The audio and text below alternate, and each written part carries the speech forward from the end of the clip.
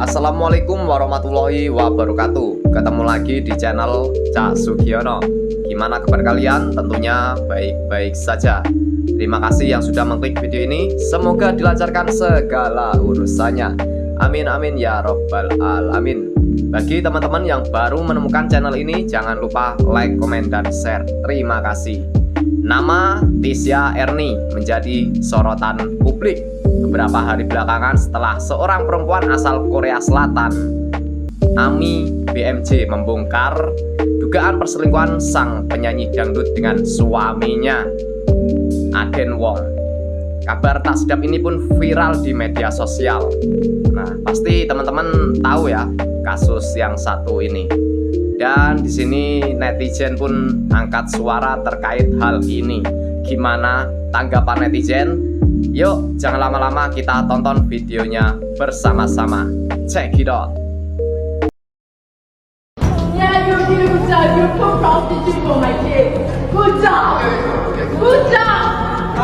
Jadi beberapa hari lalu tuh sering banget tuh lewat di FYP aku nih, apa nih orang teriak-teriak gitu kan. Jadi aku cari tahu sedikit ini kasusnya mengenai apa, dan ternyata ini mengenai pelakor lagi guys.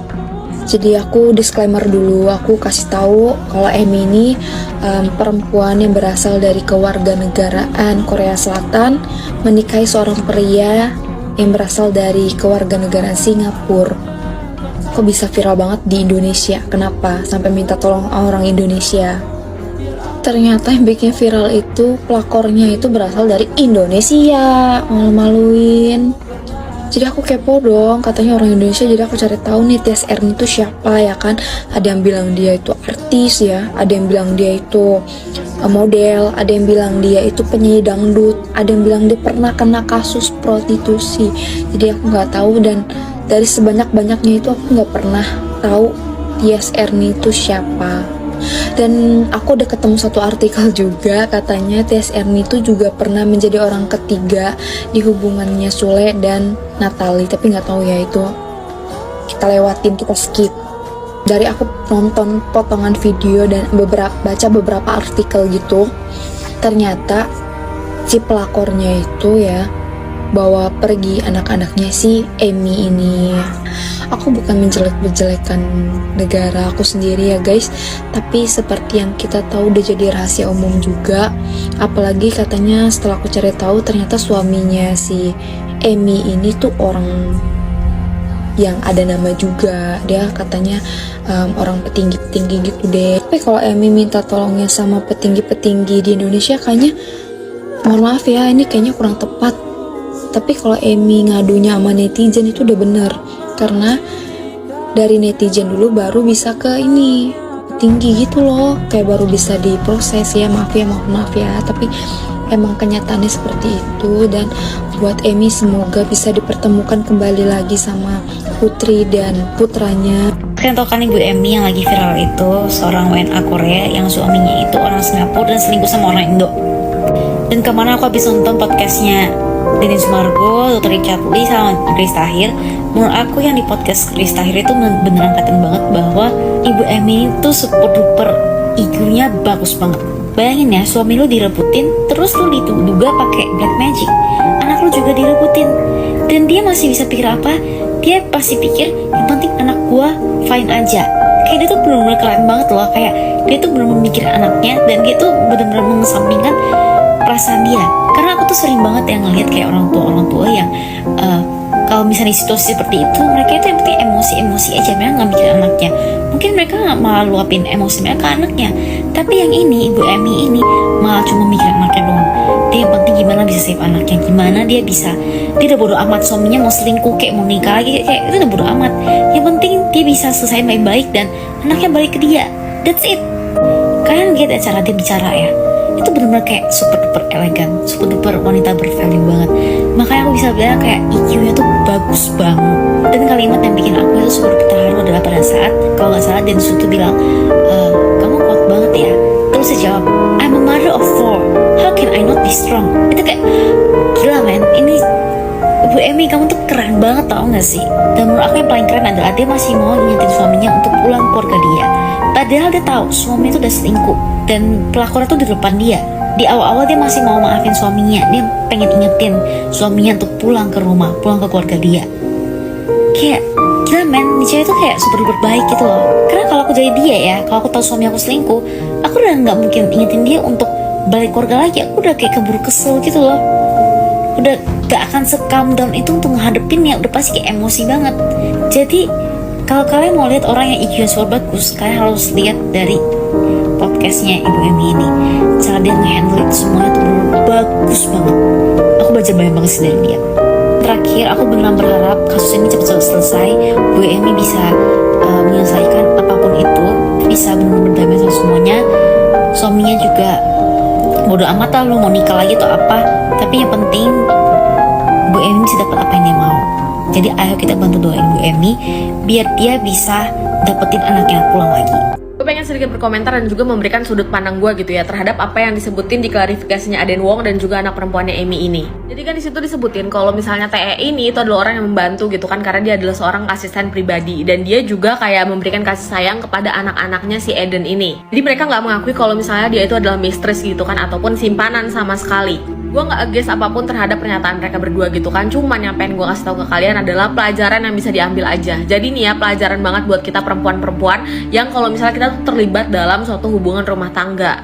Walaupun niatnya gitu kan kita membantu anak-anaknya nih supaya mendapatkan kasih sayang dan segala macam, menurut gue lo sendiri itu harus tahu batasan. Lo harus tahu bagaimana posisi lo. Lo hanya orang luar doang gitu kan. Mereka masih punya ibu yang lengkap. Tahu batasan lu, ini masih pria yang punya istri gitu kan. Itu yang pertama. Dan yang kedua, jangan sampai membuat keluarganya itu jauh gara-gara diri lu. Karena mau bagaimanapun yang menurut gue gitu kan, yang namanya menikah itu sudah pernah ada ikatan gitu kan di depan Tuhan juga. Jadi kalau misalnya lu masuk ke dalam situ, ya itu adalah kesalahan lu gitu, mau bagaimanapun ceritanya. Tapi ya balik lagi, ini kan point of view gue doang, dan juga gue tidak mempermasalahkan masalah ini sebenarnya, tapi lebih kepada pelajaran buat kita semua gitu loh. Perempuan-perempuan kalau misalnya masuk ke dalam lingkungan keluarga orang gitu ya, lo harus menempatkan diri lo secara yang baik juga gitu loh. Jangan sampai lo juga mengintimidasi istri sahnya. Ya udah segitu aja dari gue. Peace, love, and gaul. Hai pelakor, saya sebagai seorang wanita, saya sebagai seorang istri ya, amat sangat melaknat perbuatan kamu pelakor, dajal ya. Kamu sudah busuk hati, busuk perbuatan, busuk semua-muanya kamu ya. Sudah memalukan harkat martabat wanita Indonesia khususnya. Bikin malu kau dajal ya, lontong sayur. Lontong sayur pun tidak akan pernah melakukan seperti itu kepada istri sahnya ya. Gitu loh, ini kau udah lontong sayur merebut laki orang, mau memiliki semuanya. Punya otak gak kamu? Balikin ke diri sendiri kamu. Andai kan kamu yang jadi istri sah, terus ada pelakor dari suami kamu melakukan hal yang serupa sama kamu, bagaimana rasanya? Hah? Semoga apa yang kamu perbuat, karmanya akan berlipat-lipat sakitnya buat kamu ya. Dasar perempuan laknat kamu, gak punya otak, seperti udah gak punya hati dan nurani. Ingat, seorang ibu ya sudah kau sakiti sedemikian rupa, wanita Indonesia akan murka sama kamu. Kepada Bapak Presiden Jokowi, saya yakin Bapak mampu menolong ibu ini untuk mengambil hak asuhnya kembali anak-anaknya Pak Jokowi. Saya yakin seyakin-yakinnya Pak Jokowi pasti akan bantu. Luar biasa parah sih, parah ya. Baru kali ini saya melihat seorang pelakor ya, sedemikian rupa beraninya, serakahnya. Saya pikir itu bukan perbuatan manusia ya. Binatang pun tidak akan berani melakukan seperti itu kepada istri sah ya. Apalagi pelakornya orang Indonesia, amat sangat bikin malu, bikin nggak ada martabat. Di mana letak Indonesia ini yang menjunjung tinggi menjunjung tinggi kesopanan. Ini boro-boro sopan ya, perbuatannya nggak lebih daripada binatang. Makasih pemirsa. Hai Rek, lagi rame masalah iku lho Rek, Justice for Emi. Jadi ono warga sampean, istri sah itu orang Korea, dan kalau nggak salah suaminya itu warga negara Singapura, dan suaminya itu terpikat ani-ani gitu.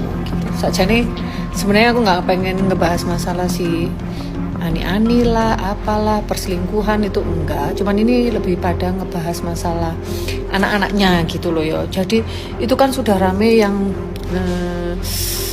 berkomentar, menanggapi gitu ya. Nah, kalau yang tak lihat tuh kadang-kadang orang kan memang ngelihat videonya itu sepotong dan nggak ngerti banget sih permasalahan, karena menurut aku permasalahan rumah tangga itu yo hanya mereka yang tahu aja gitu loh. Cuman karena sekarang ini memang ada medsos ya, akhirnya jadi kemana-mana gitu loh. Nah, karena taunya itu sepotong, akhirnya dikomentarin lah dan rame banget bahkan Ci Agnes tuh mengomentari, tapi katanya wah sepertinya Ci Agnes itu tidak pro sama istri sah.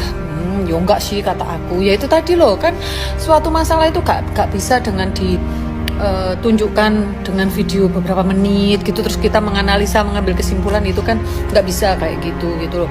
Karena melihat anak-anaknya itu kok malah melihat mamanya histeris, apakah memang takut sama mamahnya? Karena kalau versinya Emi katanya tuh nomornya udah diblokir, bahkan nomor HP anak-anaknya itu juga sudah diganti semua sama bapaknya lah.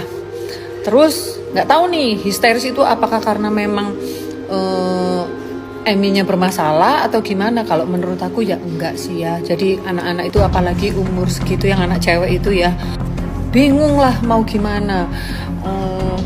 Mau ke bapaknya juga gimana, mau ke ibunya gimana, akhirnya ya nangis. Nah itu harus diambil kesimpulan seolah-olah apa ibunya bermasalah atau memang bapaknya. Enggak lah, di sini kalau aku tuh lebih begini ya, sekali lagi kalau dari sisi masalah orang tua, apapun masalahnya pasti itu nanti anak-anak lo yang jadi korban, Setiap masalah orang tua harus dipikirkan bahwa itu dampaknya ke anak-anak, begitu. Jadi di situ kan kelihatan di video itu ya, ada si pelakor membawa anaknya yang masih baby gitu loh. Nah, jelas seorang ibu itu seberapapun salah, kalau memang si ibu itu salah, dia tidak berhak diperlakukan seperti itu.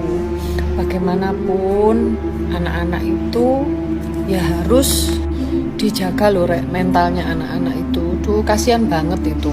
Apalagi kalau misalnya masih bayi kan juga masih menyusui gitu ya, dan nggak tahu itu kan si nomor HP anak-anak itu sampai diganti sama suaminya. Bahkan si Emi ini tidak bisa berkomunikasi sama sekali dengan anak-anaknya dan sudah diundang oleh banyak podcast gitu. Dan kalau aku lihat podcastnya itu ya kasihan lah. Ini masalah apapun yang terjadi antara suami istri, jangan sampai anak-anak itu merasakan akibatnya. Kasihan gitu. Jadi ya haknya ibu ketemu anak-anaknya ya dikasih lah.